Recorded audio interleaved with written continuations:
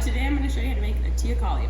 So to start out, we are going to get half of a lime in our shaker, just like that.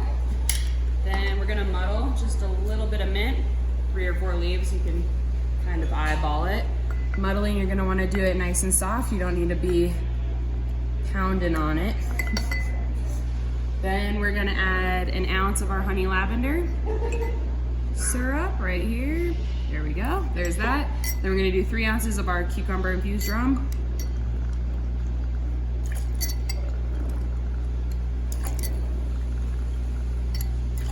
Perfect. All right, now we're just going to shake it with ice. This is a super easy one. There's ice already in here. A good pour.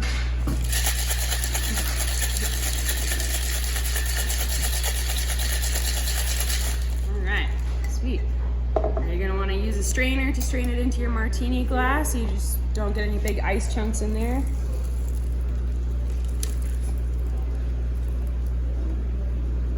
Like that, and we're going to finish it off with a nice fresh little slice of cucumber. And that's the Teocalli.